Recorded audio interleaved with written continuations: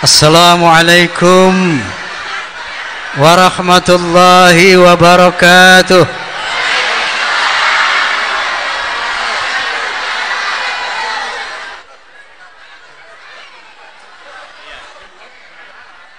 Bismillahirrahmanirrahim. Alhamdulillahilladzi arsala rasulahu bil huda wa dinil haq liyuzhirahu 'ala ad-din kullih wa kafa billahi shahida.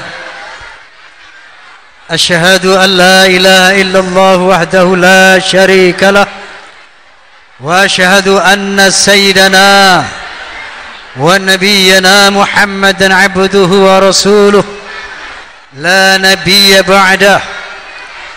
Allahumma fassalli wa sallim wa barik ala sayyidina Muhammad wa ala alihi wa ashabihi wa mawalah, amma ba'd. Al-mukarramun, para alim ulama yang saya muliakan, bapak-bapak pejabat sipil TNI maupun Polri yang saya hormati, hadirin wal hadirat, terutama para kaula muda yang saya cintai. Apa kabar semuanya? Baik? Alhamdulillah. Semuanya sehat? Alhamdulillah. Semuanya iman? Iman semua ini? Insya hal ini pertama dan terutama yang ingin saya pertanyakan. Kenapa? Karena yang namanya iman enggak sama dengan Islam. Faham? Faham? Kalau orang beriman sudah pasti orang Islam, tapi orang Islam belum tentu beriman. Betul? Mudah-mudahan melalui tabligh memperingati Maulidur Rasul ini, bagi yang status keberagamaannya masih Islam, semoga ditingkatkan oleh Allah Subhanahu wa taala agar menjadi orang beriman. Amin. Amin. Dan bagi yang sudah beriman, mudah-mudahan ditingkat-tingkatkan keimanannya. Amin. Kenapa? Nyanyi. Nyanyi. Allah. Hadirin wal hadirat, malam ini kembali kita memperingati hari lahir Nabi sallallahu alaihi wasallam. Sebelum itu saya ingin menyampaikan satu salam dari pimpinan FPI, sahabat saya Habib. Hadirin wal hadirat, tiap tahun kita peringati hari lahir Nabi sallallahu alaihi wasallam. Untuk apa kira-kira, Pak? Untuk apa? Supaya lebih kenal lagi siapa sih beliau sallallahu alaihi wasallam itu. Karena ada pepatah mengatakan, tak kenal maka tak sayang maka tak cinta, tak cinta maka taat. Ya. Sementara ada perintah dari Allah Subhanahu wa taala, "Wa ma ataakumur rasulu fakhudhuhu wa ma nahakum anhu fantahu." Apa yang diperintahkan oleh Allah, oleh Rasulullah, laksanakan, dan apa yang dilarang oleh beliau tinggalkan. Mana mungkin bisa taat kalau enggak cinta? Betul? Mana mungkin cinta kalau enggak kenal? Mana mungkin sayang kalau enggak kenal? Betul? Oleh karena itu, yuk malam hari ini kita tingkatkan pengenalan kita terhadap beliau sallallahu alaihi wasallam. Setuju? Setuju? Kita mulai dari biografi singkat. Beliau adalah putra dari Abdullah bin Abdul Muttalib. Siapa? Abdullah bin Abdul Muttalib. Ingat ya, ibu beliau adalah siapa? Siti Aminah binti Wahab Diingat ya. Silsilah beliau. Beliau adalah Muhammad bin Abdullah bin Abdul Muttalib bin Hashim bin Abdi Manaf bin Qusay bin Hakim bin Murrah bin Ka'ab bin Lu'ay bin Ghalib bin Fihr bin Malik bin An-Nadar bin Kinanah bin Khuzaimah bin Mudrikah bin Ilyas bin Mudar bin Nizar bin Ma'ad bin Adnan. Selanjutnya beliau adalah keturunan Nabi Ismail alaihis. Sudah hafal? Sudah hafal? Umat Islam harus hafal ya. Beliau dilahirkan pada hari Senin, tanggalnya tanggal 12, bulannya bulan Rabiul Awal, tahunnya tahun gajah, bukan tahun macan. Kenapa dikatakan tahun gajah? Karena ketika beliau dilahirkan terjadi satu peristiwa besar. Ada seorang raja namanya Raja Abraha mau menyerbu Ka'bah, mau meruntuhkan Ka'bah, membawa tentara gajah. Nah, ini sejarahnya diabadikan dalam Al-Quranul Karim. Surat apa? Surat Al-Fil.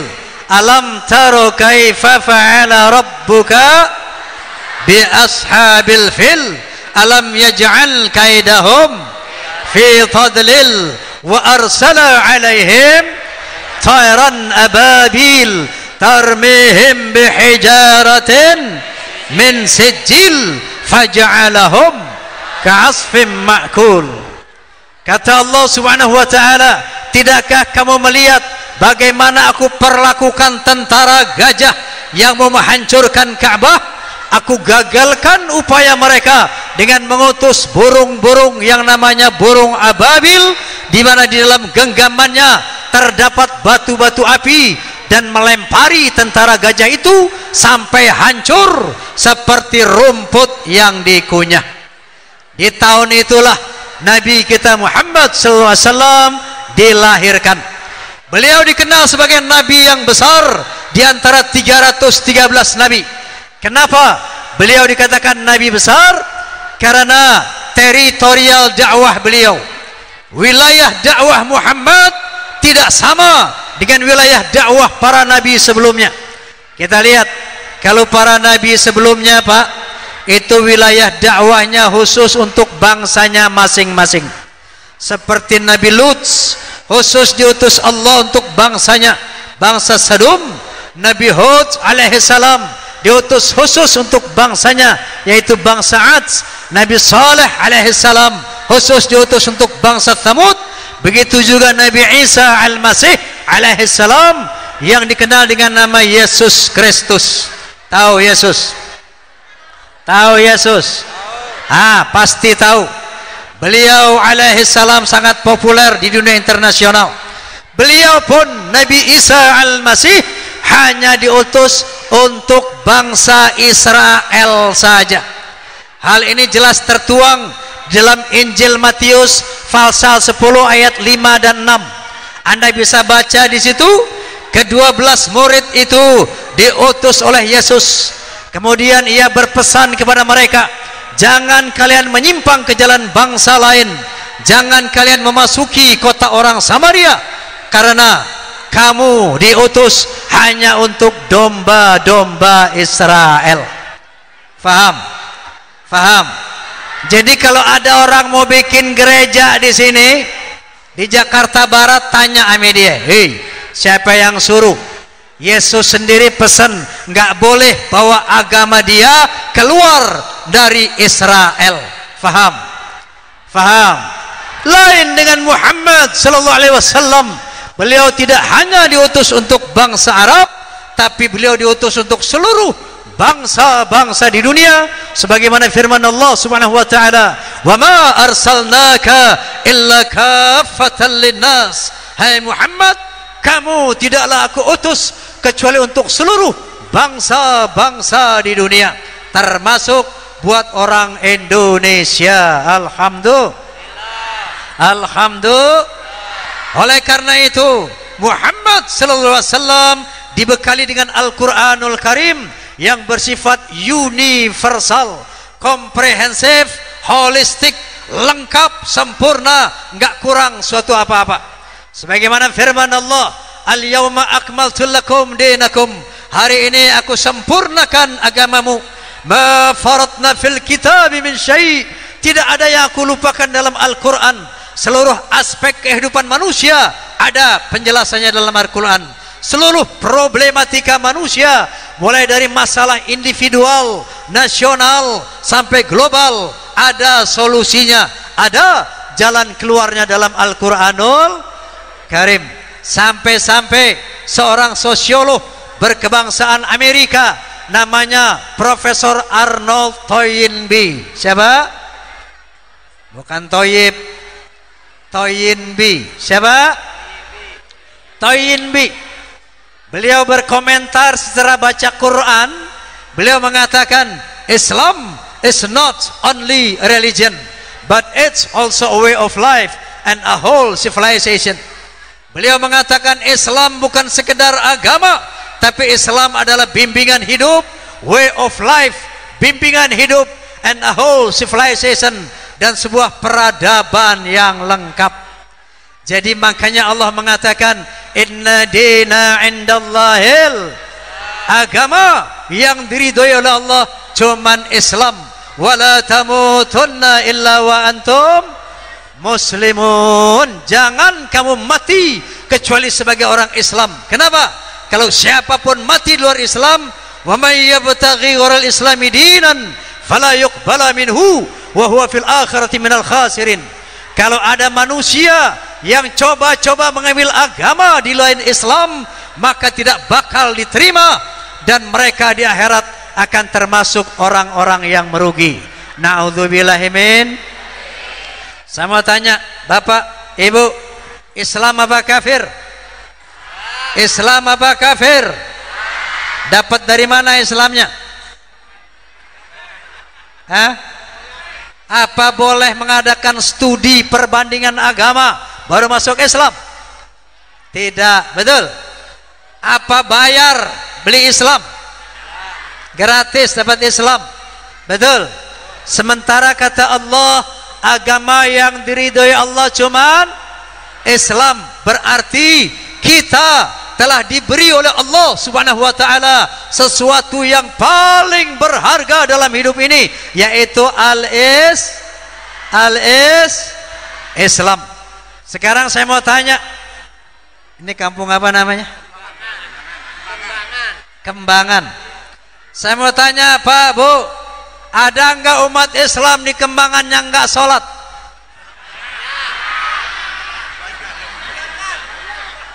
Sekali lagi gue mau nanya, jangan salah dengar, jangan salah dengar, jawab yang jujur. Ada enggak umat Islam di Kembangan yang enggak sembahyang? Banyak. Inna lillahi wa inna ilaihi raji'un. Sebaliknya saya mau tanya, ada enggak umat Islam di Kembangan yang suka maksiat? Banyak. Emang di Kembangan ada orang yang suka main judi? Ada. Yang suka mabok-mabokan? Banyak. Inna lillahi wa inna ilaihi raji'un. Bapak, Ibu, ini yang harus kita benahi. Kenapa ada umat Islam nggak sembahyang? Bahkan sebaliknya, kenapa ada umat Islam rajin maksiat? Sebabnya cuma satu. Tahu sebabnya, Bu? Tahu sebabnya, Pak? Sebabnya dia ragu-ragu tentang keberadaan Allah. Dia ragu tentang surga dan neraka. Dia pikir, apa iya ada Tuhan ada? Kalau ada Tuhan kok gue nggak pernah lihat tuh Tuhan. Ragu-ragu.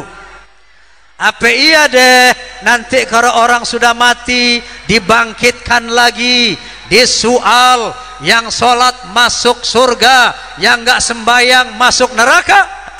Gua mah ragu-ragu, soalnya gua nggak pernah lihat orang mati hidup lagi bercerita tentang surga dan neraka. Jadi sebabnya ragu-ragu. Saya kasih tahu Pak, Bu, ya. Penduduk bumi ini tahun 1980 tercatat 6,5 miliar.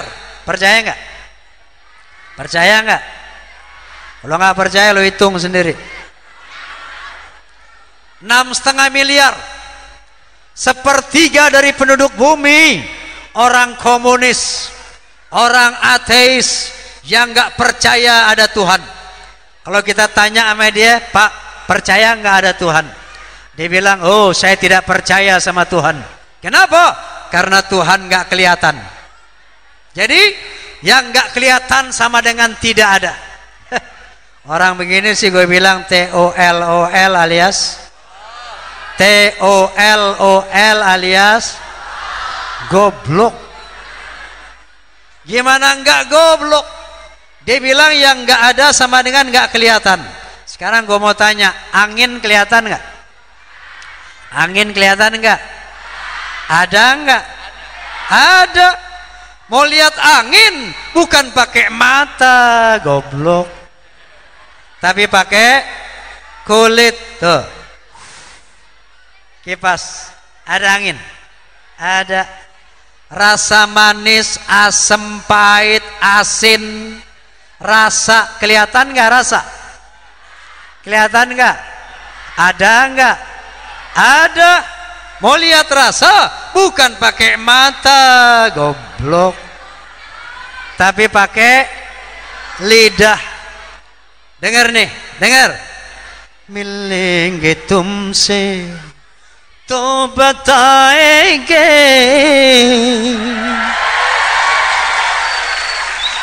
कि कितना प्यार ये हमें ओ साहिबा, ओ साहिबा. Apaan tuh? Apaan tuh? Lagu, suara, betul? Suara kelihatan nggak? Kelihatan kagak suara? Ada nggak? Ada. Mau lihat suara bukan pakai mata, goblok, tapi pakai telinga. Begitu juga mau lihat Tuhan, mau lihat Allah bukan pakai mata, tapi pakai otak, pakai akal, pakai akal, pakai otak, pakai akal, pakai akal, pakai goblok. La tudrikuhul absar wa yudrikul absar. Allah tidak dapat dijangkau oleh pandangan mata, tapi Allah maha menjangkau seluruh apa saja. Kenapa? Wa huwal latiful khabir. Karena Allah maha halus, enggak bisa dilihat. Kenapa? Allah latif, maha halus. Kita kadang-kadang, Bu, manusia ini sombong, sok pengen lihat Tuhan. Mana Tuhan? Mana Tuhan? Kalau ada kok nggak kelihatan. Kentut aja lo nggak bisa lihat. Sok pengen lihat Tuhan, betul? Hei, tuh matahari, ciptaan Tuhan, nggak bisa kita lihat, betul? Iseng-iseng lihat matahari tengah bolong, buta mata kita, betul? Apalagi Allah yang menciptakan matahari, nurun ala nur, cahaya di atas cahaya. Enggak mungkin kita bisa mampu melihat Allah subhanahu wa ta'ala, betul? Ini penting. Makanya kata, kenapa? Iya, nyanyi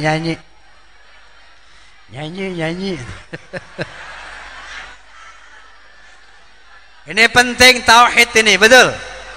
Betul. Ini pengajian penting, sangat fundamental. Saya mau tanya, penasaran nggak pengen lihat Tuhan? Penasaran kan? Kalau ada yang pengen lihat Tuhan manusiawi, saya juga kepengen lihat Tuhan, betul? Betul. Untuk meyakinkan kita bahwa Allah ada, betul? Nabi juga dulu ada yang pengen lihat Tuhan. Nabi siapa? Nabi Musa alaihissalam. Ya, kisahnya diabadikan dalam Al-Quranil Karim. Walamma jaa Musa limiqatina wa kallamahu rabbuhu Rabbi anzur ilaika. Ketika Nabi Musa datang ke satu tempat yang telah ditetapkan oleh Allah Subhanahu wa taala, maka Nabi dan Allah ngobrol, berdialog. Qala Rabbi arini anzur ilaika. Kata Nabi Musa, ya Allah, tolong perlihatkan dirimu. Aku kepingin melihat engkau. Nabi Musa pengen melihat Allah. Qala lan taruni. Kata Allah Subhanahu wa taala, wahai Musa, kamu tidak bisa melihat aku. Walakin anzur ila jabali fa in istaqara makanahu fasawfa taruni. Tapi baik Musa, kalau kau penasaran pengen lihat aku akan perlihatkan diriku kepada gunung di sebelahmu. Seandainya gunung batu yang tinggi itu masih tetap ada pada tempatnya setelah melihat aku, sangat boleh jadi kamu juga bisa melihat aku. Falamma tajalla rabbuhu lil jabali ja'alahu dakaw wa kharra Musa sa'iqa. Begitu Allah memperlihatkan dirinya kepada gunung, maka gunung batu yang tinggi menjulang tadi hancur, lebur jadi debu, rata dengan tanah. Maka melihat kehebatan ini, Musa pingsan, tak sadarkan diri. Falamma afaqa qala subhanaka tubtu ilaika wa ana awalul mu'minin.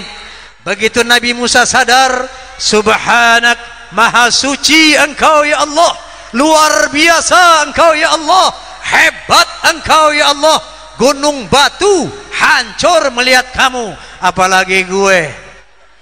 Betul. Apalagi manusia, gunung nggak bisa melihat Tuhan, hancur. Oleh karena itu, kalau mau melihat Allah Subhanahu wa taala nanti di akhirat, insyaallah orang yang beriman akan berhadap-hadapan dengan Allah nanti pada hari kiamat. Amin. Amin. Tapi untuk meyakini keberadaan Allah di dunia ini bukan dengan mata, tapi dengan tafakkur. Dengan apa? Tafakkur, dengan akal. Makanya kata Nabi, tafakkaru fi khalqillah wa la tatafakkaru fi dzatillah.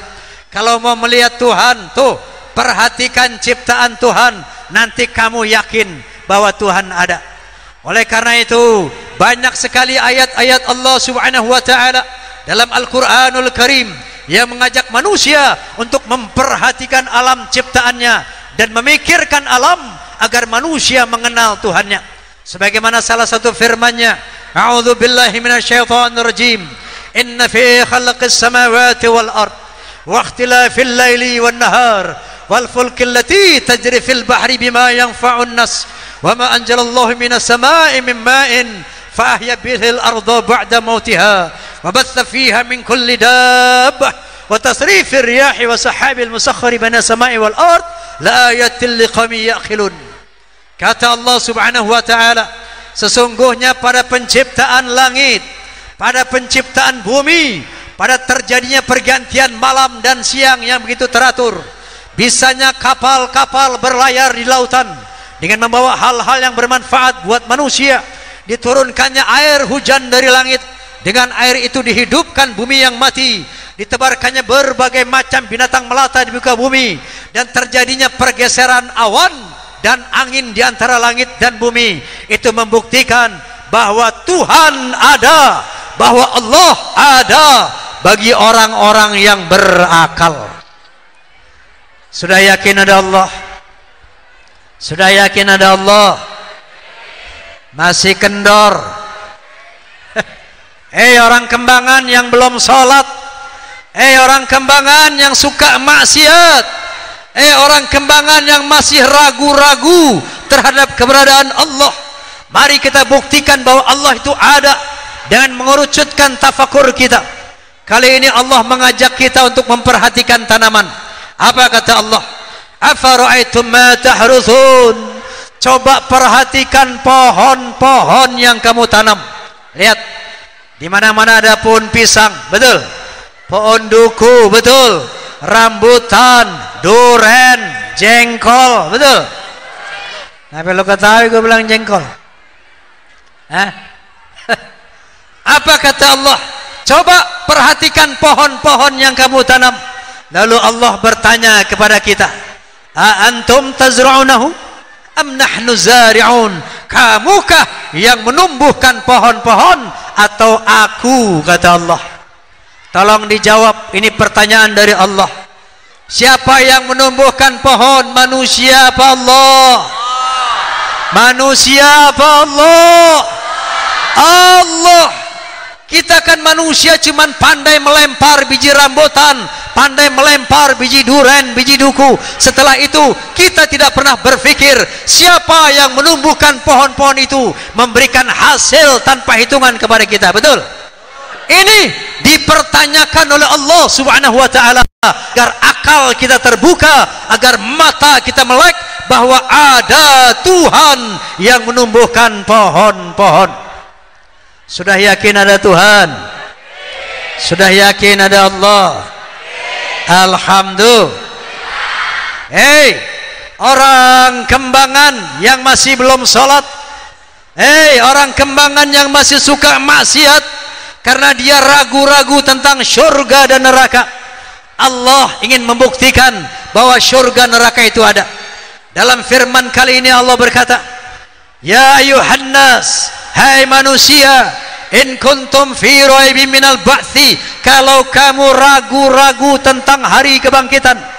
In kuntum fi raibin minal ba'thi, kalau kamu ragu tentang syurga dan neraka. Fa inna khalaqnakum min turab, thumma min nutfah, thumma min 'alaqah, thumma min mudghah. Coba perhatikan bagaimana aku menciptakan dirimu. Jadi ntar Pak, Bu, pulang ceramah, pulang dengar ceramah dari sini, pulang nanti ya Bu, Pak, cari kaca yang gede. Perhatikan diri kita, ngaca. Kalau perlu telanjang, jangan pakai baju. Ya, ini perintah Allah. Coba perhatikan bagaimana aku ciptakan badanmu. Kata Allah Subhanahu wa taala, "Fa inna khalaqnakum min turab, thumma min nutfah, thumma min 'alaqah, thumma min mudghah." Sesungguhnya dirimu aku ciptakan dari nutfah. Tahu nutfah?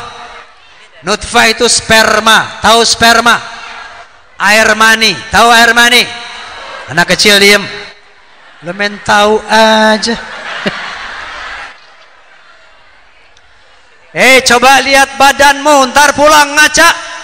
Kata Allah, aku ciptakan badanmu dari air mani, thumma min 'alaqah, kemudian air mani tadi aku kembangkan menjadi segumpal darah, thumma min mudghah, kemudian darah tadi aku kembangkan menjadi segumpal daging, wa nuqirru fil arhami ma nasya ila ajalin musamma, kemudian daging tadi aku ukir di dalam rahim ibumu sampai waktu yang ditetapkan sesuai yang aku kehendaki. Diukir mata buat melihat, diukir telinga buat mendengar, dibuatkan sepasang bibir buat berkata-kata, dibuatkan jantung untuk mengatur peredaran darah, dibuatkan paru-paru untuk mengatur peredaran udara. Yang cowok dibikinin kelenengan. Betul? Punya kelenengan kalau siapa yang bikin? Yang cewek dibikinin empet-empetan. Ini bukan porno, tafakur, ya. Suruh mikir, jangan bisa pakai aja lo siang malam. Pikirin bagaimana tubuhmu aku ciptakan.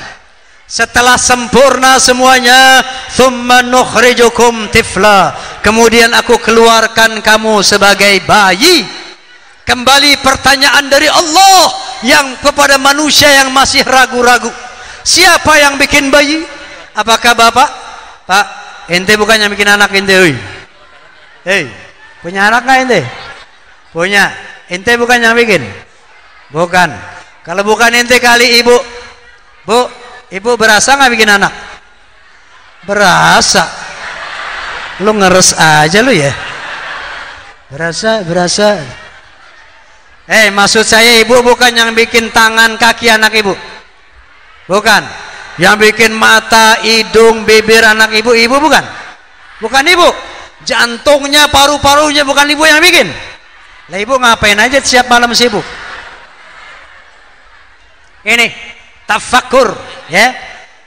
Kembali Allah bertanya kepada kita manusia, kalau kamu mau mengingkari hari akhirat, aku mau tanya, kata Allah, siapa yang bikin dirimu? Siapa yang bikin bayi? Manusia apa Allah?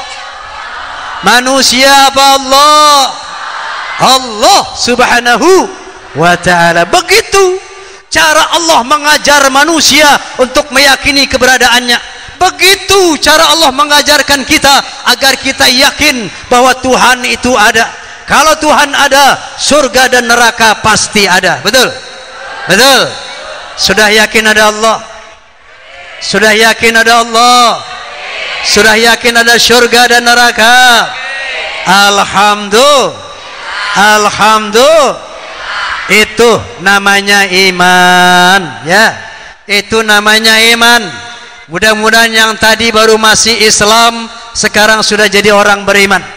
Orang yang percaya, yakin bahwa Allah ada, yakin akhirat ada. Itu orang yang beriman. Amin. Kalau udah beriman, insya Allah lu kagak berani lagi nggak sembahyang. Betul? Kalau kamu sudah meyakini ada surga dan neraka, kamu nggak bakal berani lagi bikin maksiat. Betul? Karena neraka pasti ada, surga pasti ada. Nah,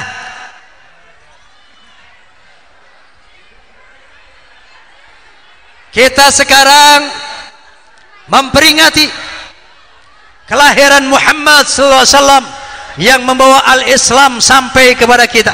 Betul? Untuk apa? Untuk meningkatkan ghairah Islamiyah kita, untuk memperbaharui kecintaan kita kepada Nabi, sehingga kita bisa lebih lagi meningkatkan untuk mengamalkan keteladanannya, terutama dalam menghadapi era globalisasi sekarang ini, di mana dunia sekarang ini telah membaur menjadi satu kesatuan, yaitu masyarakat internasional, global community, masyarakat dunia, di mana kita sekarang ini tengah bersaing dengan bangsa-bangsa asing lewat televisi. Coba lihat, semua kebudayaan masuk ke tempat kita lewat televisi. Betul? Kebudayaan barat, kebudayaan Cina, kebudayaan India, semua budaya-budaya barat masuk, dipropagandakan, ditawarkan, masuk ke kamar-kamar kita, ditonton anak-anak kita. Ini harus kita antisipasi. Kalau tidak, bukan mustahil sinyalemen Nabi akan terjadi. Nanti di akhir zaman akan ada orang pagi beriman, sore kafir, sore beriman, pagi kafir. Bukan mustahil, ini akibat pengaruh globalisasi. Paling tidak sekarang ini kita sudah dikalahkan dalam 3F. Tahu 3F? F yang pertama food. Apa itu food? Makanan. Coba lihat sekarang yang namanya makanan-makanan luar negeri, ini di belakang ini. Pasti belakang.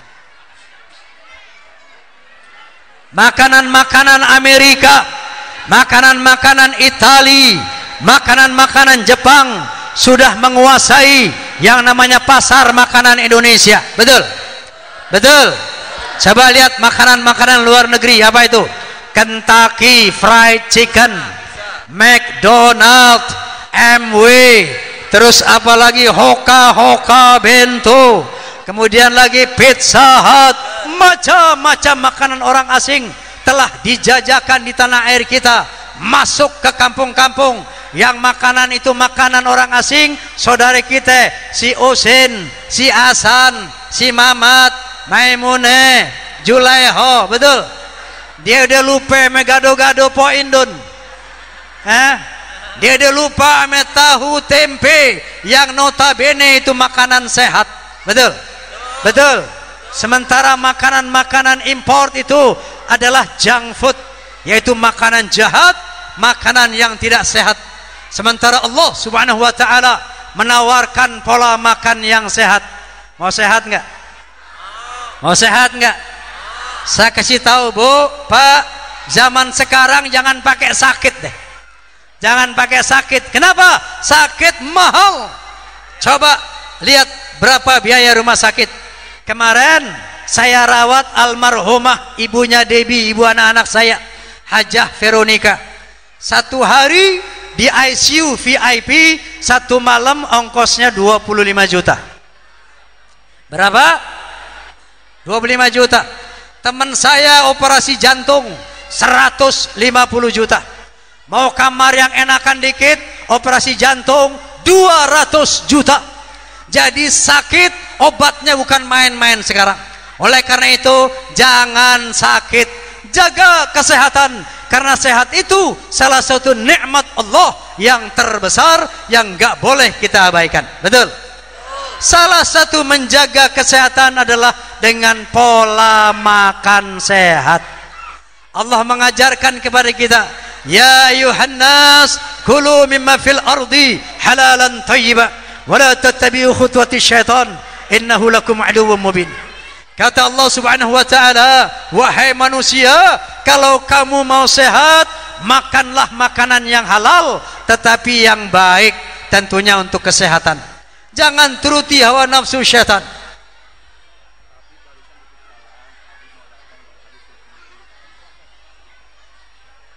Ada salam dari Habib Rizik. Habib mau datang. Alhamdulillah. Alhamdulillah.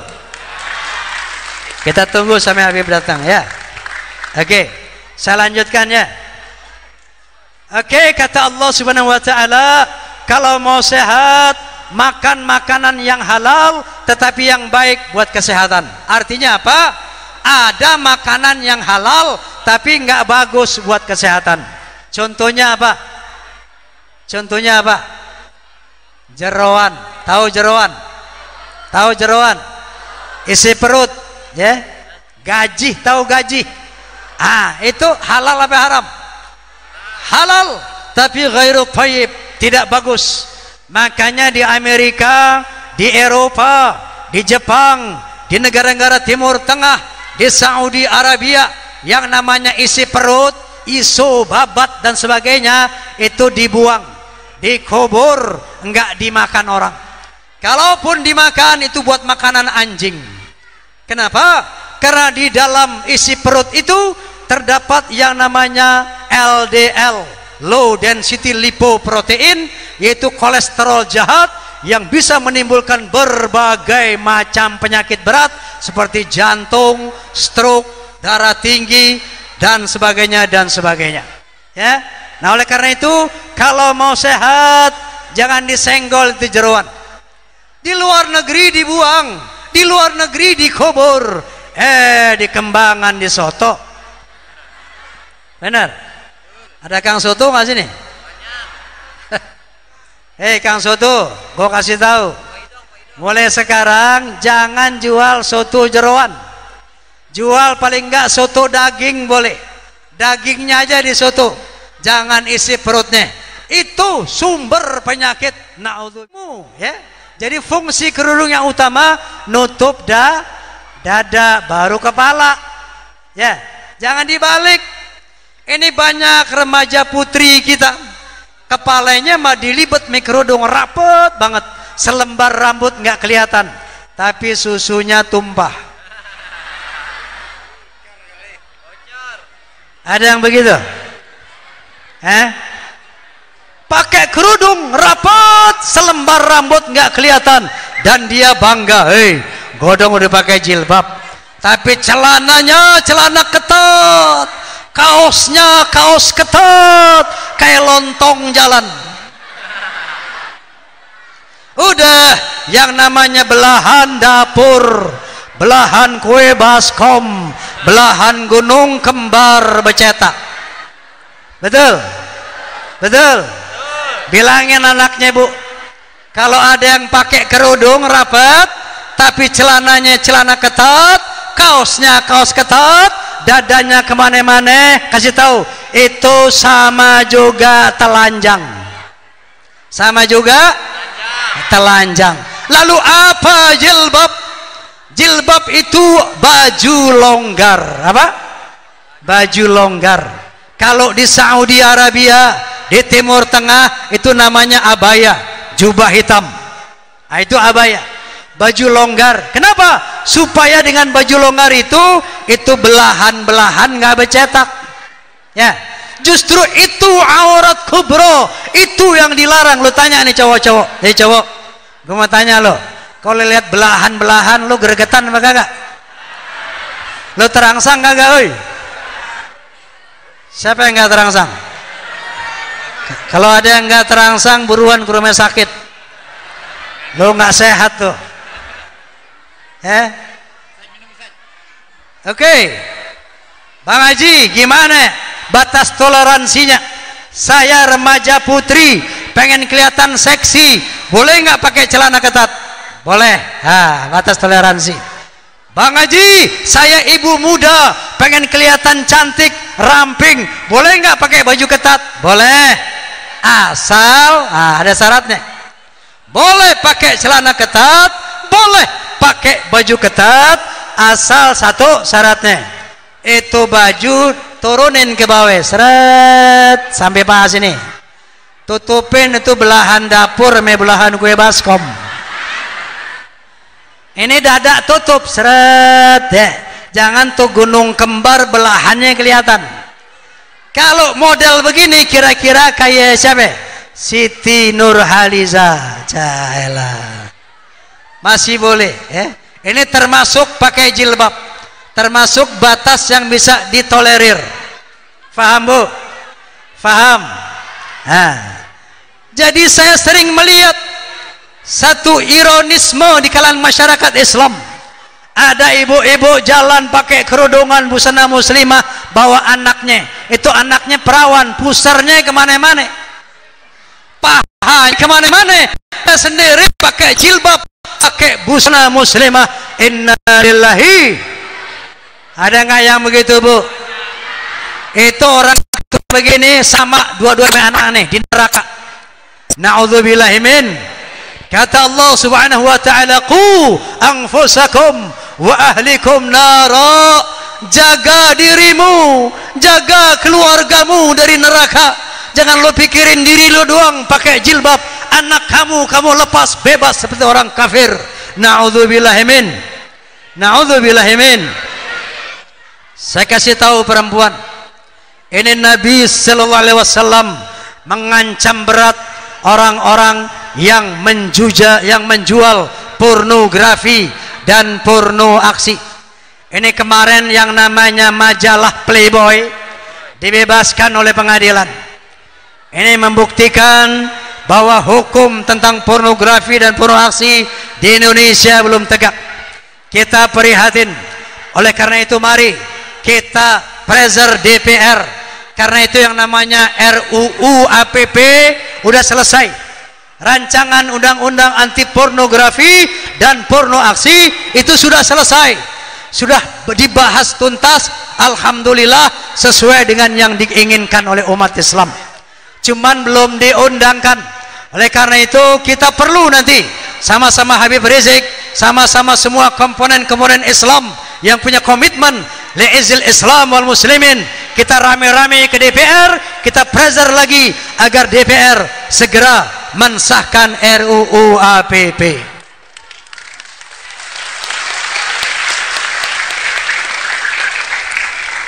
Kenapa RUU ini begitu penting?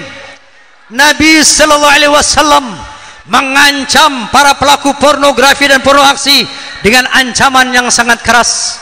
Qala Nabi sallallahu alaihi wasallam, sinfani min ahli an-nar lam arahuma, qaumun ma'ahum siyatun kasnabil baqar wa yadribuna bihan nas, wan nisa'un kasiyatun 'ariyat mumilatun ma'ilat rusuhunna kasnimatil bakhtil ma'ilah, atau kama qala Rasulullah sallallahu alaihi wasallam.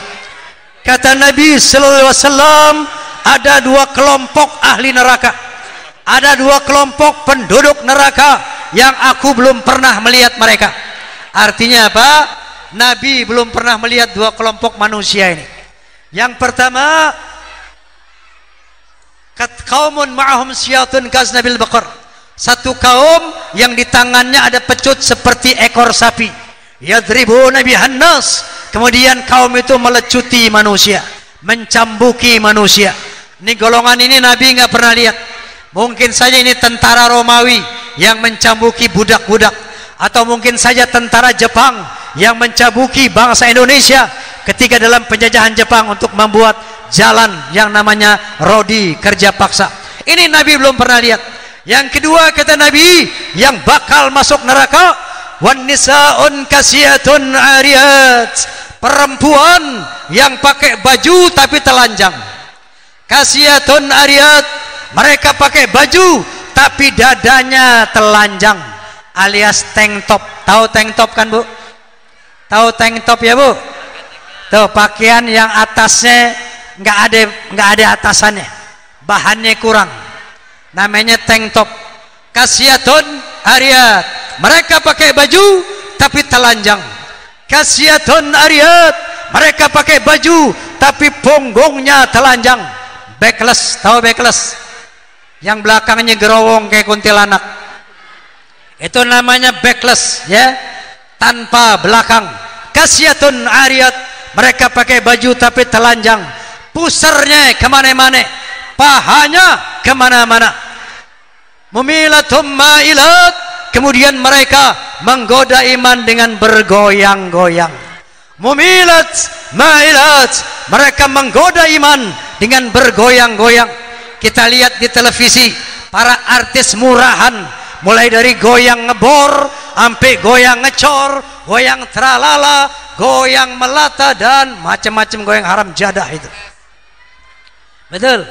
Mumilat ma'ilat, mereka menggoda iman dengan bergoyang-goyang. Ru'usuhunna kasnimatil bakhtil ma'ilah, rambut mereka beriap-riap seperti punduk unta. Lalu apa kata Nabi sallallahu alaihi wasallam? La yadkhulnal jannah, perempuan macam begini enggak bakal masuk surga. Wala yajidna rihaha, bahkan mereka tidak bisa mencium baunya surga.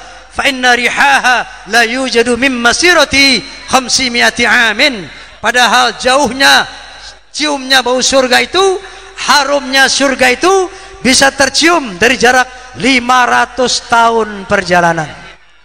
Jadi ini para penjajah pornografi dan porno aksi, jangankan masuk surga, cium baunya surga saja tidak diizinkan oleh Allah dan oleh Rasulnya. Kenapa? Karena dampak yang ditimbulkan oleh pornografi dan porno aksi begitu sangat berbahaya. Zaman sekarang zaman edan. Kita lihat orang yang ahli maksiat zaman sekarang bangga, betul? Berzina, dia potret dirinya lagi berzina. Udah gitu gambar berzinanya diedarin di televisi. Dia bangga, bukan malu. Setelah itu, setelah diedarkan, televisi-televisi pakai dia sebagai artis yang mahal. Nih, artis top kita. Padahal dia adalah pelaku kemaksiatan yang begitu demonstratif, berani mempertontonkan kemaksiatan, berani mempertontonkan perzinahan. Tapi di republik ini ahli maksiat disanjung-sanjung, dipuja-puja seperti bintang-bintang yang gemerlapan, padahal mereka ini gak bakal mencium bau surga. Na'udzubillahimin. Ini zaman yang sudah sangat mengerikan sekali. Ini akhir zaman. Oleh karena itu, seandainya kita tidak berhati-hati, tidak waspada terhadap pengaruh globalisasi, ini akan menghancurkan kita semua fid dunya wal akhirah. Kenapa? Iya, tapi ini dalam masjid nggak boleh nyanyi ya. Nanti nyanyi lain kali. Kalau di luar masjid kita nyanyi rame-rame ya. Ya Bu ya. Nah, sekarang kita ngaji aja dulu deh. Oleh karena itu, menghadapi pengaruh global ini, jangan main-main ya ibu-ibu, bapak-bapak. Perhatikan betul-betul cara baca buku selektif. Jangan sembarangan buku dibaca. Makanya Bu, periksa buku anak kita. Jangan biarkan mereka baca buku semaunya. Periksa apa yang mereka baca dan lihat apa yang mereka tonton. Makanya televisi habis maghrib, habis azan maghrib, matiin.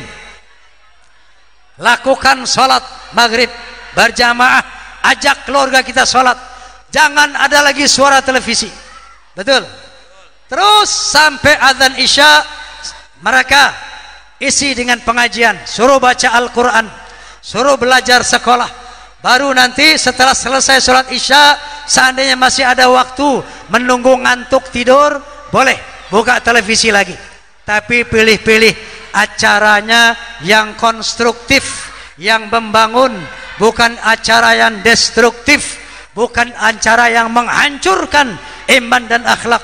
Karena zaman kita ini zaman yang sudah begitu liberal, nggak bisa lagi kita larang-larang orang. Jangankan Rhoma Irama, jangankan Habib Rizik, jangankan wakil presiden, presiden sendiri nggak bisa larang puster di televisi, betul? Presiden nggak ada wewenangnya ngelarang televisi. Ini zaman liberal, zaman kebebasan yang mutlak. Oleh karena itu, yang bisa menolong diri kita, yang bisa menyelamatkan kita adalah kita sendiri. Ya, jaga anak-anak kita, jaga keluarga kita, jangan sampai mereka hanyut oleh pengaruh globalisasi. Nah, sekedar ini yang bisa saya sampaikan, dan mari kita teladani Rasulullah ya sebisa mungkin, karena Nabi ini adalah keteladanan yang utama. Sebagai pemuda dia Al-Amin. Tahu Al-Amin? Tahu Al-Amin? Nabi ini sekarang ini kita dalam keadaan krisis keteladanan. Betul Bu? Betul Pak? Enggak ada lagi figur yang bisa kita teladani. Kita krisis miskin figur-figur teladan.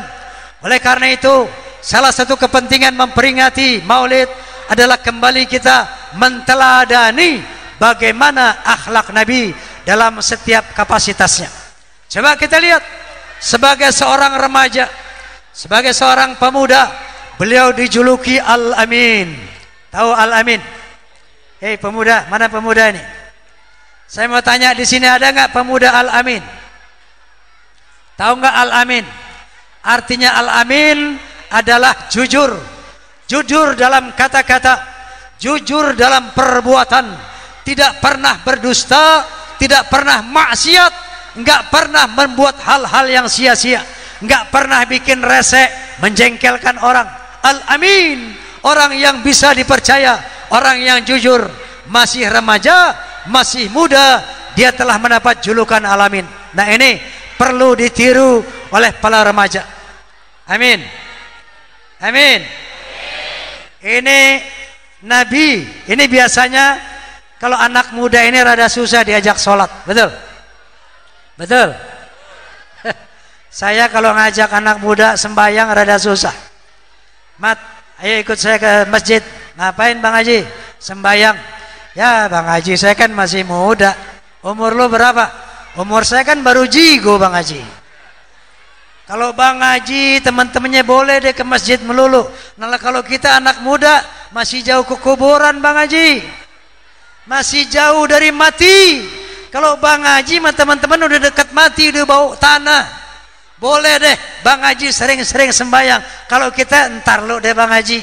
Kan ada pepatah bilang, kelapa muda kupas-kupasin, mumpung muda puas-puasin, muka lo jauh. Hei anak muda, dengerin. Kalau mau tobat jangan ditunda-tunda. Kenapa? Satu, umur kita nggak tahu kapan. Betul? Betul? Jangan lo pikir kalau lo udah tua baru mati. Masih muda nggak bakal mati. Ini satu kesimpulan yang salah, satu asumsi yang keliru. Berapa banyak bapak ditinggal anaknya mati duluan, betul? Berapa banyak seorang kakek nenek ditinggalkan cucunya mati, betul? Saya punya pengalaman. Tahu nggak Haji Rizwan, anggota Soneta Group? Yang main apa? Yang main organ. Namanya Haji Rizwan. Ya. Dia punya anak cakep, ganteng, umurnya 24 tahun. Namanya Robi. Keren. 24 tahun. Belum lama ini meninggal dunia. Saya yang ikut nguburin. Ya. Sebabnya kecil banget. Bukan dibacok orang, bukan kerindes kereta api dia meninggal. pemuda yang kokoh kekar ini matinya cuman gara-gara digigit nyamuk. Benar. Satu hari dia lagi taklim nih seperti begini. Dia duduk di tempat yang gelap sonono. Hati-hati loh yang tempat gelap, woy. Rupanya ada nyamuk demam berdarah, digigit lehernya, tek gitu ya. Gue bilang hati-hati loh, tempat gelap. Pulang badannya panas. Bapaknya ibunya pikir panas biasa aja, dikasih obat generik, Prokol gitu kan, Revagan. Besok makin panas, dikasih lagi Prokol, Revagan, obat panas generik. Makin panas, dibawa ke dokter. Dokter bilang, aduh terlambat. Dia punya apanya udah turun banyak. Ini nggak bisa ketolong lagi. Hari keempat meninggal dunia. Kenapa? Divonis kena demam berdarah BDB. Pemuda tampan, kekar, masih 24 tahun, mati cuman gigit nyamuk. Betul? Ini satu, aku kasih tahu anak muda. Kalau mau tobat jangan belakangan. Yang kedua, kenapa masih muda kita perlu takwa? Karena pemuda yang takwa lebih dicintai Allah ketimbang orang tua. Qala Nabi sallallahu alaihi wasallam, "Inna Allah yubahi malaikatu bisyabil 'abid, fayaqulu ayyuha asyabu tariku syahwatahu li ajli, al-mubadhdhilu shababahu li, anta 'indi ka ba'di malaikati." Kata Nabi sallallahu alaihi wasallam, Allah membanggakan pemuda yang takwa di hadapan para malaikat. Seraya berkata, "Ya ayyuhasyabu tariku syahwatahu li ajli." Wahai para pemuda yang telah menundukkan syahwatnya karena takut kepadaku, al-mubadzdhilu syababahu li, yang telah mengorbankan masa mudanya demi takwa kepadaku, anta indi ka ba'di malaikati, sesungguhnya derajatmu di sisiku sama dengan sebagian malaikatku. Jadi anak muda yang takwa derajatnya di sisi Allah sama dengan malaikat. Amin. Amin. Kalau orang udah tua, umur 60, 70, rajin di masjid lah, itu mah biasa. Betul? Mau ngapain lagi kalau nggak ke masjid? Betul? Betul? Mau mabok-mabokan di bar, diusir sama satpam. Mau main cewek, ya itu barang udah kayak kos kaki yang nggak kuat nanjak. Tahu kos kaki yang nggak kuat nanjak? Ditarik turun lagi, tarik turun. Yang begini mah pantas rajin di masjid, betul? Tapi kalau ada anak muda, syahwatnya masih tinggi, bisa dia tekan. Hawa nafsunya masih besar, bisa dia kendalikan. Ini lebih dicintai oleh Allah Subhanahu wa taala ketimbang orang tua yang bertakwa. Tetapi yang paling beruntung kata Nabi, khairun nas man tala umruhu wa hasuna amaluh. Orang yang panjang umurnya dan penuh dengan amal kebaikan. Dari kecil sampai muda sampai tua tetap di jalan Allah. Ini orang yang paling beruntung nanti. Amin. Amin. Itu keteladanan buat pemuda. Sekarang keteladanan buat suami. Yang punya bini, ini keteladanan Nabi. Ya, soal poligami. Ini biasanya kaum ibu nggak mau dengar poligami. Sekarang saya bahas soal poligami. Kenapa ini penting? Supaya ibu-ibu tidak buruk sangka terhadap poligami dalam Islam. Karena belum lama ini saya baca sebuah buku. Judulnya The Secret of Muhammad. Rahasia Muhammad. The Secret of Muhammad. Ini karangan orang kafir. Dia di dalam buku ini menghina Nabi, mencela Nabi. Di antaranya dia bilang, Nabi tukang main cewek, Nabi gile perempuan. Kenapa? Bininya banyak. Kamu tanya bini Nabi berapa? Berapa istrinya? 4. Berapa istrinya? 9. Berapa? 10. Menurut satu riwayat yang mutawatir, istri Nabi itu 11. Berapa? 11. Yang pertama Siti Khadijah binti Khuwailid. Nah ini monogami ini. Ketika dengan Siti Khadijah, Nabi bininya atu, enggak poligami. Begitu Siti Khadijah wafat, 3 tahun beliau menduda. Lah setelah itu baru menikah dengan yang kedua dengan Sa'udah binti Zam'ah, yang ketiga dengan Aisyah binti Abu Bakar, yang keempat dengan Hafsah binti Umar, yang kelima dengan Ummu Salamah atau Hindun binti Abu Umayyah, yang keenam dengan Ummu Habibah atau Ramlah binti Abu Sufyan, yang ketujuh dengan Zainab binti Yakhshi, yang kedelapan dengan Sofia binti Huyai, yang kesembilan dengan Juwairiyah binti Al-Harith, yang kesepuluh dengan Maimunah binti Al-Harith, dan yang kesebelas Maryah Al-Qibtiyah. Berapa istri Nabi? Berapa istri Nabi? Banyak apa dikit? Banyak apa dikit? Kecil. Nabi istrinya 11 itu sedikit.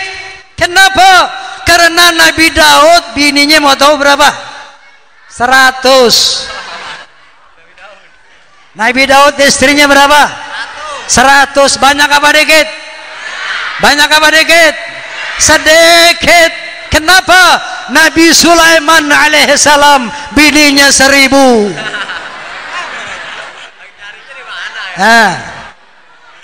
1000. Banyak apa dikit? Banyak apa dikit? Sedikit. Ternyata Raja Tiongkok Kaisar Ming itu punya istana dengan 3000 kamar. Kenapa? Bininya 3000. Ini sejarah, ya. Ini sejarah. Coba zaman dulu sebelum ada Islam, unlimited, nggak ada batas punya bini. Sorry aja Bu, dulu perempuan nggak ada harganya, kayak ikan tembang. Kalau orang mau kawin 10, 100, 200, nggak ada artinya sebelum ada Islam. Coba lihat tuh raja-raja Jawa, raja-raja India, raja-raja Eropa, bininya ada yang 10, 100, 200, 500 tuh bini raja itu. Raja dangdut. Lu mau tahu aja lu.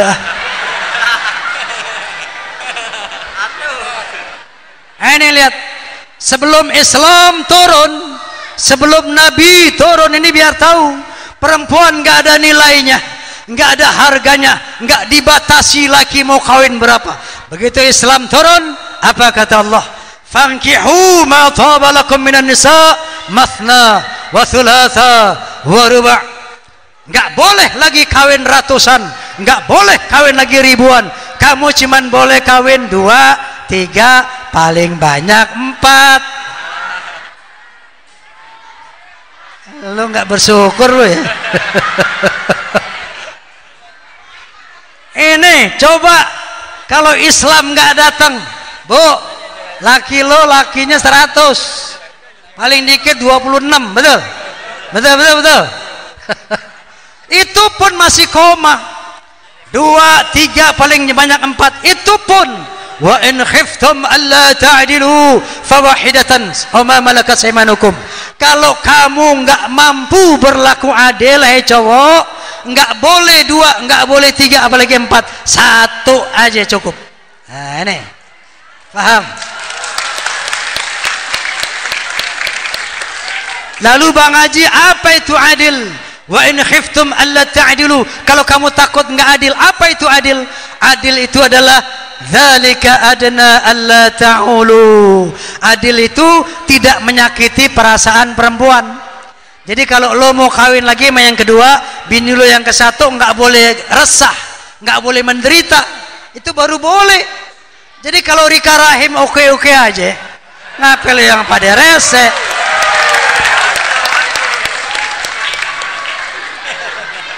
Kayak AA game, Teh Nini udah ikhlas. Itu orang kafir pada ribut, ya. Itu poligami jahanam, poligami melecehkan perempuan. Pejabat yang pada melacur nggak diurusin, betul.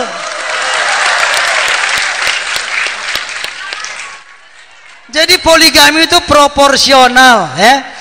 Udah dibatasin 4, itu pun bagi yang mampu. Yang nggak mampu jangan macem-macem deh lo, ya. Lo mau doyan, lo mau kagak, lo mau bosen, lo hantem datu deh tuh.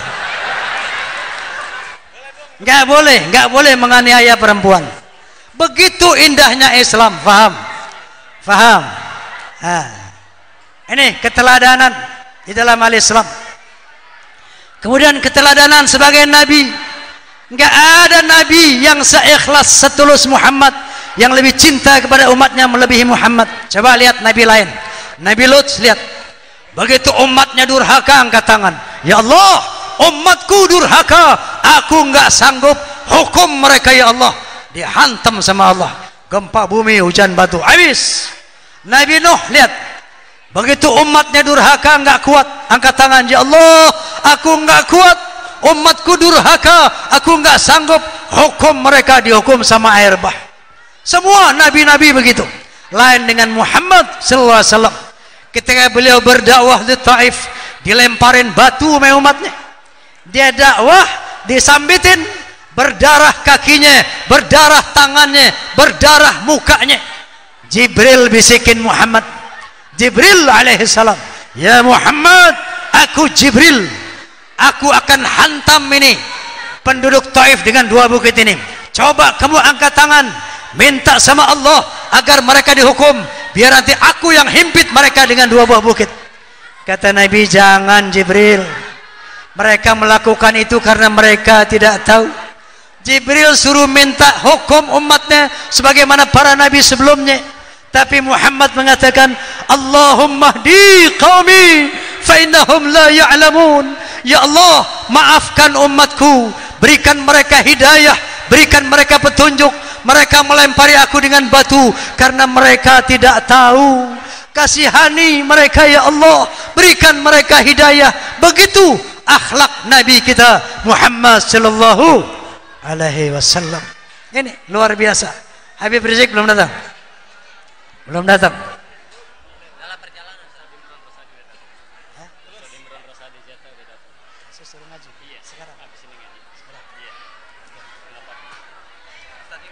saya tambah sedikit lagi. Ya. Kemudian akhlak sebagai suami. Ini kita harus belajar dari Nabi. Tidak ada seorang suami yang lebih baik kepada istrinya, kepada keluarganya melebihi Nabi. Salah satu contoh, sallallahu alaihi wasallam pulang tengah hari bolong, ya, top light, matahari tengah hari bolong, pulang berjuang, pulang perang, letih badannya, panas, lapar, ketok-ketok pintu rumah, tok tok tok tok, assalamualaikum. Siti Aisyah membuka pintu, waalaikumsalam ya Rasulullah. Kemudian Nabi masuk. Ya Khumairah, tuh. Nabi manggil istrinya mesra, Bu. Ya Khumairah, wahai si merah jambu, wahai bidadariku, wahai cantik, wahai jantungku, wahai belahan jiwa. Begitu Nabi. Nabi nggak pernah panggil nama istrinya, nggak pernah. Apalagi pengen ngatain. Lain namanya Mamat anak kembangan. Manggil bininya sembarangan aja, doer. Mana aja sih lo? Nah, ini Muhammad anak kembangan kerjanya. Nabi nggak pernah panggil bini kecuali dengan pujaan, sanjungan. Wahai jelita, wahai bidadariku, sayangku, manis, seperti itu. Nah, lalu Nabi bilang, ya Khumairah, aku lapar. Adakah tersisa makanan untukku? Ya Rasulullah, minta maaf yang banyak. Tadi ada 2 musafir lewat ke sini. Mereka kelaparan. Makanan yang seyogyanya untuk Anda sudah saya siapkan, habis dimakan oleh 2 musafir itu. Enggak tersisa walaupun sebuah korma. Oh begitu ya Khumairah, betul ya Kanda, baik. Kalau demikian halnya, kalau begitu hari ini saya puasa. Lapar, tengah hari bolong, pulang ke rumah, nggak ada nasi tersisa, nggak ada makanan. Dia tidak marah sama istri, tapi dia bilang, baik, kalau memang nggak ada makanan, hari ini saya puasa. Coba lihat Muhammad orang kembangan. Misalnya dia pulang narik ojek, pulang tengah hari bolong sampai rumah nggak ada nasi, ngamuk nggak Bu? Ngamuk nggak? Terbalik tuh namanya meja makan, betul? Ini akhlak Nabi yang perlu ditiru sebagai suami, sebagai pemuda, sebagai pemimpin, sebagai Nabi. Nah, kira-kira itulah hikmah yang harus kita ambil dalam memperingati Nabi ini. Mari kita lebih kenal siapa Nabi, kita lebih cinta kepada Nabi, dan selanjutnya mari kita taati apa-apa yang diperintahkan oleh Nabi. Amin Allahumma amin. Segala kekhilafan mohon dibuat pintu maaf yang sebesar-besarnya. Akhirul kalam billahi taufiq wal hidayah. Walafu minkum. Thumma assalamu alaikum warahmatullahi wabarakatuh.